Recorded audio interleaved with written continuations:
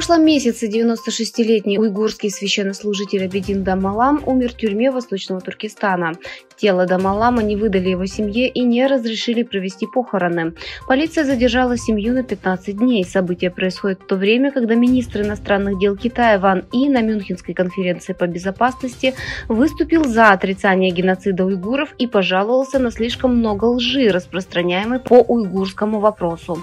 Причиной ограничения похорон стало то, что 4 года назад внучка Дамалама Мария Мухаммад, живущая в Бостоне, объявила всему миру, что Дамалам находится в тюрьме, о чем долгое время широко писали СМИ. Если бы о смерти стало известно, споры могли бы разгореться вновь, а компания Ван И была бы сорвана. Китай отреагировал на принятие Палаты представителей Конгресса США законопроекта, открывающего путь к запрету TikTok, социальной сети, принадлежащей китайской компании ByteDance, на территории страны.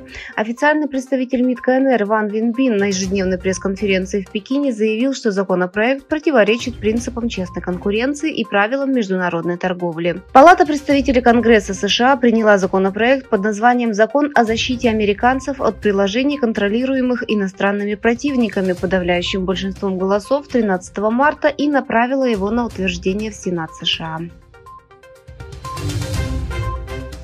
В условиях, когда китайское правительство использует преимущество проекта «Один пояс, один путь» для завоевания значительной доли рынка Центральной Азии, правительство США провело первый раунд конференции «Форум B5+1» с правительствами и частными организациями 5 стран Центральной Азии в Алмате, Казахстан, с 13 по 15 марта. Как сообщается на сайте Госдепартамента США, в организованном экономическом форуме приняли участие представители правительств и бизнеса 5 стран, включая Казахстан, Кыргызстан, Узбекистан, Таджикистан и Туркменистан.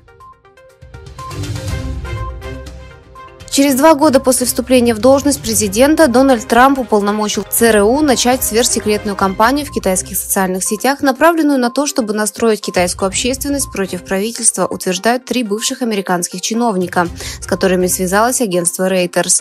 По словам источников, ЦРУ создала небольшую команду агентов, которые использовали поддельные интернет-имена для распространения негативной риторики о правительстве Си Цзиньпина и сливали разведданные зарубежным новостным организациям. Об этой деятельности, начавшейся в 2019 году, ранее не сообщалось. Президент Казахстана Касым-Жомарт Токаев заявил, что научно-исследовательский институт начал работу над написанием новой 7-томной академической истории Казахстана. В работе будут заняты более 250 ученых, в том числе 60 иностранных специалистов. Израильская армия продолжила свои атаки в секторе Газа прошлой ночью. Палестинское информационное агентство ВАФА сообщило, что по меньшей мере 80 палестинцев были убиты в результате атак, направленных на дома и здания.